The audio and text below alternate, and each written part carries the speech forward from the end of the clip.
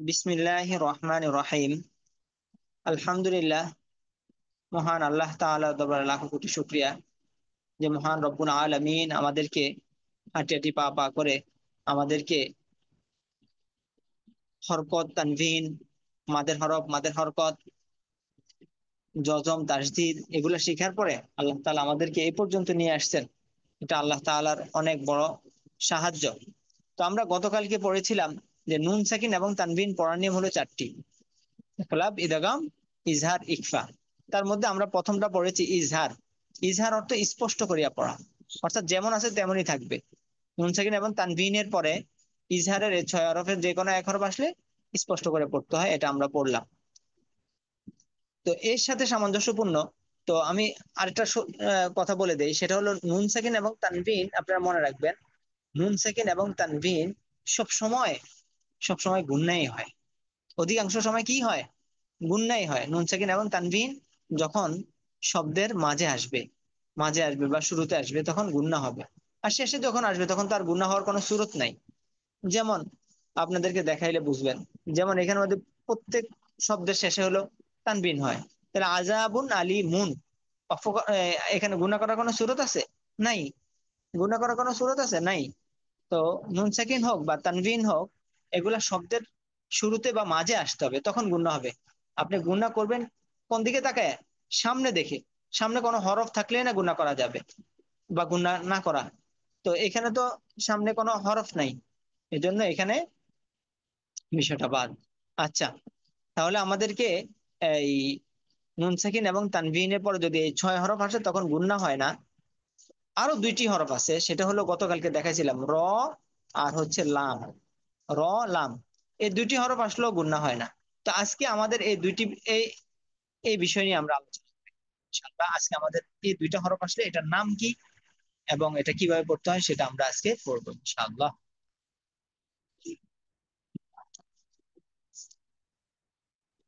তো আমরা ওই এর মধ্যে পড়ছিলাম নুন সাকিন এবং তানভিন চার প্রকার পড়া যায়: ইকলাব, ইদগাম, ইজহার, ইখফা।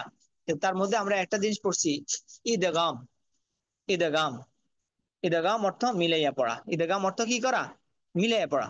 নুন সাকিন অথবা তানভিনে পড়ে ইদগামের হরফ আসলে ইদগামের হরফের উপর তাসদিদ হয়, মিলাই পড়তে হয়। তো মিলানোর জন্য পদ্ধতি কি?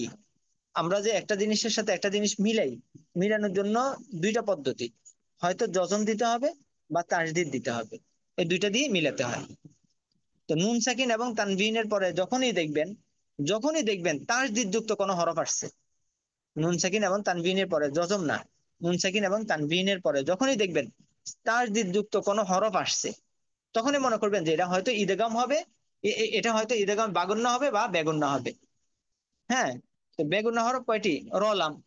তখন রলাম দেখলে আপনারা বলবেন বেগুন্না, আর ইয়ামিম ওয়াও নুন দেখলে বলবেন বাগুন্না। আচ্ছা, তাহলে যেহেতু আমরা প্রথম দিকে আমরা ইজহারটা পড়ছি যে নুন সাকিন এবং তানবিনের পরে ইজহারের ছয় হরফে যে কোনো এক হরফ আসলে গুন্না ছাড়া স্পষ্ট করে পড়তে হয়। এখন আমরা পড়বো গুন্না ছাড়ার বিষয়টাকে আগে শেষ করে নেই। ঈদগামে বেগুন্নাটা আগে পড়ি, হ্যাঁ, যেটা গুন্না হবে না। নুন সাকিন অথবা তানবিনের পরে ঈদগামে বেগুন্নার দুই হরফের যে কোনো এক হরফ আসে, ঈদগামে বেগুন হরফ দুইটি রলাম। নুন সাকিন অথবা তানবিনের পরে ঈদগামে বেগুন্নার দুই হরফের যে কোনো এক হরফ আসিলে উক্ত নুন সাকিন অথবা তানবিনকে গুন্না ছাড়া মিলাইয়া পড়িতে হয়। গুন্না ছাড়া মিলাইয়া পড়িতে হয়। যেমন মিম রজের মির, রবা জবর রব, মির রব বাজের বি, মির রব্বি, হা মিম জের হিম, মির রব্বি হিম। এখানের মধ্যে দেখছেন মিম রজের মির, এই যে রকে গিয়ে ধরছে, কোনো গুন্না করছি? নুন সাকিনের পরে র আসছে, কিন্তু গুন্না হয় নাই। এখন আমাদের আরেকটা কথা আমরা কিন্তু আগে পড়ে আসছি, জজম আর তাসদিদ। জজম আর তাসদিদ যদি একসাথে আসে, হ্যাঁ, তখন আপনারা জানেন যে শক্তিশালী কোনটা? যজমটা একবার উচ্চারণ হয়, তাসদিদটা দুইবার উচ্চারণ হয়। তাহলে শক্তিশালী কোনটা? তাসদিদ। তো যজম আর তাসদিদ যখন একসাথে আসে তখন যজমটা আর পড়তে হয় না। যজমটা কি হয় না? যজমটা আর পড়তে হয় না। আচ্ছা, তাহলে আল্লাহু আকবার। আচ্ছা, তাহলে তখন মিমের জের গিয়ে ডাইরেক্ট রকে গিয়ে ধরবে, মির রব বি হিম, মির রব্বি হিম। এর পরবর্তীতে আমাদের যেহেতু মাহবুব ভাই একটু দুর্বল আছেন এই জন্য বানান করে বলতেছি, খেয়াল করিয়েন। মিম রজের মির, যখন সামনে জজম বা তাসদিদ থাকে তখন দুই হরফকে আগে বলতে হয়, এরপরে জবর থাকলে জবর, জের থাকলে জের, পেশ থাকলে পেশ, বানানের কাইফিয়ত এইভাবে। মির রহা জবর রহ, মিম জবর মা, মির রহমা তাজুইদ তিন, মির রহমাতিন। ওয়াইন জবর গফা ওয়া পেশ ফু, গফুর, আর র দুই পেশ রুর, গফুরুর। তানবিনের পরে র, র আসছে, গফুরুর। র জবর র, হাইয়া জের হাই, মিম দুই পেশ মুন, রাহিমুন, গফুরুর রাহিমুন। নুন ওয়াপেশ নু, হা রপেশ হুর, নু হুর, রবা রব বাজের বি, রব্বি, নু হুর রব্বি, মির রব্বিহিম, মির রাহমাতিন, গফুরুর রাহিমুন, নূহুর রব্বি। এরপরে এটা হলো নুন সাকিন এবং তানবিনের পরে র আসার উদাহরণ দিল। তাহলে নুন সাকিন এবং তানবিনের পরে র আসলো কি হয় না, গুণনা হয় না। তখন আপনাদের আপনাদের মনে একটা প্রশ্ন থাকতে পারে যে হুজুর তাহলে ওইটাতে ইজহারের সাথে উল্লেখ করা যাইতো। তো ইজহারের সাথে এটাকে উল্লেখ করানো এই কারণে যে এটাতে মিলে পড়তে হয়। এটার মধ্যে যে তাসদিদ হয়, নুন সাকিন এবং তানবিনের পরে যে হরফটা হয়, এই জন্য এটার নাম দিছে ঈদে গাম। গাম দিয়ে যেরকম মিলায়, এটা এই জন্য এটাকে নামটা আলাদা করছে। বাকি এটাও গুণনা হয় না, ওইটাও গুণনা হয় না। হুম। তাহলে সহজ ভাবে আমরা মনে রাখবো কি, নুন সাকিন এবং তানবিনের পরে যদি এই ওই 6 হরফের সাথে আর দুইটি হরফ যোগ করতে হবে, র লাম, তাহলে এই 8টি হরফ থাকলে নুন সাকিন এবং তানবিন গুণনা হবে না, আর বাকি সব সময় গুণনা হবে। হ্যাঁ। আচ্ছা, এরপর হলো মিল, মিম লামজের মিল, লা, দুন, হু। ও আচ্ছা আচ্ছা আচ্ছা আচ্ছা আচ্ছা, এখানের মধ্যে দেখেন, এখানে এখানে হয়তো আরেকটা নিয়ম আসছে কিন্তু, উদাহরণ দিতে গিয়ে।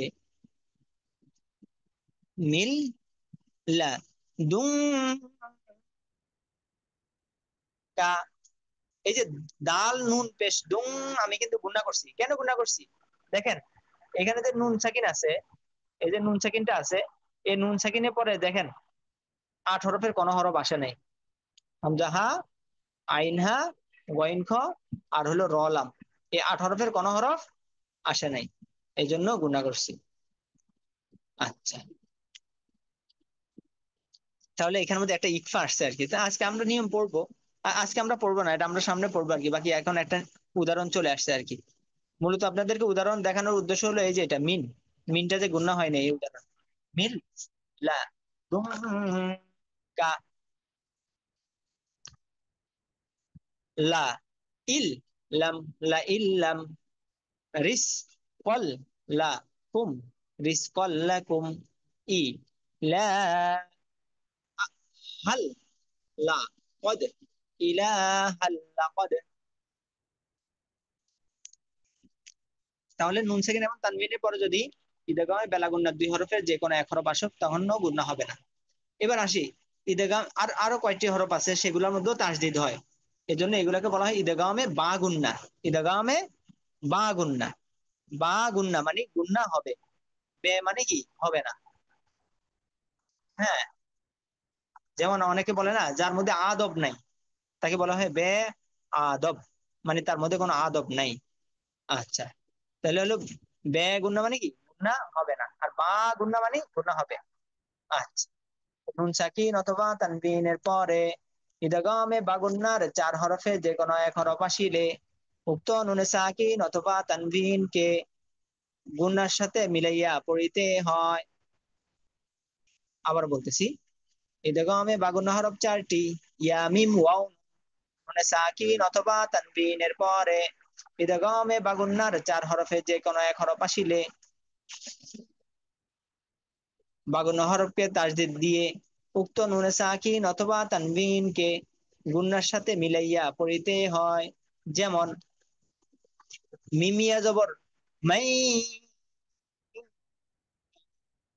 গুন্না হবে। হ্যাঁ, কারণ আমি ওই যে আগে যে একটা কথা বলছিলাম যে ওই ইজহারের 6 হরফ আর বেলা গুন্নার 2 হরফ, এগুলা ব্যতীত যত হরফ আসুক গুন্না হবে।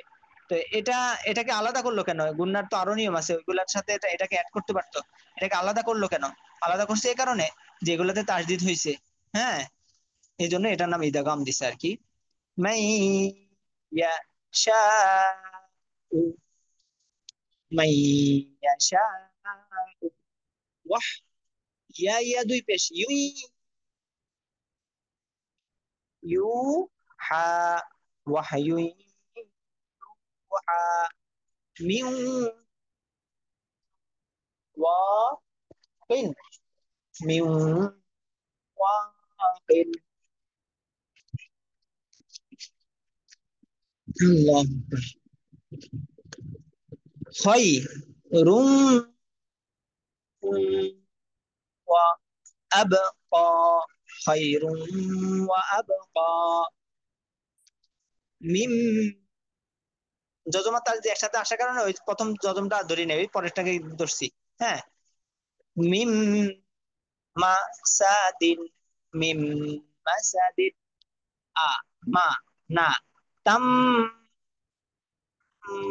মিন, হু। আমি একটা একটা করে বলতেছি যেন আপনাদের একবারে মানে বুঝে যান একবার উচ্চারণটা। আমানাতাম মিনহু, মিন নি'মাতিন, মিন নি'মাতিন, শাইআন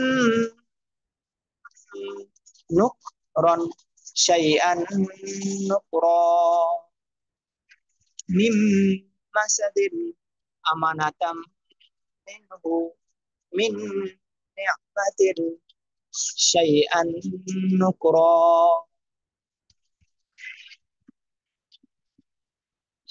আল্লাহ আকবার। এখানের মধ্যে আরেকটা জিনিস আপনারা খেয়াল করছেন কিনা, তো এখানের মধ্যে এই আমি বলছিলাম যে নুন ইদেগাম অর্থ কি, মিলাইয়া পড়া। অর্থাৎ ইদেগামের হরফগুলোর উপর কি হবে, তাসদিদ থাকবে। যখনই আপনারা দেখবেন নুন সাকিন অথবা তানবিনের পরে তাসদিদ যুক্ত কোনো হরফ আসছে, তাসদিদ যুক্ত কোনো হরফ আসছে, তখন মনে করবেন কি এটা ইদেগাম। এবারে সূক্ষ্ম একটা কথা বলি, আমরা যে আগে একটা জিনিস পড়ে আসছি, নুন ও মিমে তাসদিদ গুণনা করা ওয়াজিব। হরকতের বামে নুন ও মিমে তাসদিদ গুণনা করা ওয়াজিব। তাহলে আমরা এখানে ইদেগামে বাগান হরফ কয়টি পড়লাম? বাগান হরফ চারটি। ইয়া, মিম, ওয়াও, নুন। তাহলে এখানে মধ্যে এই যে মিম নুন আছে না, তাহলে এখানে তো ওই ওয়াজিব গুণাটাও হবে, কারণ হলো নুন ও মিমে তাসদিদ হবে না। হ্যাঁ, তাহলে গুণা দুইটা আর কি, এটার নাম দিছে আর কি। তো এখানের মধ্যে শুধু আপনাকে ইয়া আর ওয়াও মনে রাখলেই হবে। দেখো বাগুনার ক্ষেত্রে কি মনে রাখলে হবে, ইয়া আর ওয়াও। অর্থাৎ মাদের হরফের যে মাদের হরফ বা লিনের হরফের যে ওয়াও ইয়া, এটা মনে রাখলেই হবে। নুন সাকিন অথবা তানবিনের পরে যদি ইয়া ওয়াও আসে। আর মিম নুন তো আপনার আগে থেকে জানেন এটা গুণনা হবেই। তাহলে এখানে গুণনা দুইটা হয়ে যায় আর কি, বাগুন্নার গুণনা। আর অর্থাৎ এটা হলো মূলত হলো ওয়াজিব গুণনার মতেই। আচ্ছা, যেমন এই যে এখানে মধ্যে দেখেন, এই যে মিমের উপরে তাসদিদ আসছে, তাহলে গুণনা করা ওয়াজিব। এই মিমের উপরে তাসদিদ আসছে, গুণনা করা ওয়াজিব। এই নুনের উপরে তাসদিদ আসছে, গুণনা করা ওয়াজিব। নুনের উপরে তাসদিদ আসছে, গুণনা করা ওয়াজিব। হ্যাঁ, তাহলে মিম আর নুনে তাসদিদ গুণা করা ওয়াজিব। এটা আমরা পড়ে আসছি হরকতের বামে। তো এখানে হচ্ছে হরকত, এটা যজমের পর হয়েছে তো এই জন্য আর কি এটাকে আলাদাভাবে আরেক নিয়মে নাম রাখছে আর কি, বাকি মূল কথা একই। হ্যাঁ, তাহলে ইয়া ওয়াও মনে রাখলেই হবে। আচ্ছা, তো সহজ কথা হলো নুন সাকিন অথবা তানভিনের পরে যদি ইজহারের 6 হরফ, আর হলো ইদগমে বেলাগুন্নার এই 2 হরফ, এই 8 হরফ, এই মোট এই 8 হরফ আসলে নুন সাকিন এবং তানভিন গুন্না হবে না। আর বাকি সব সময় নুন সাকিন এবং তানবিন গুণা হবে।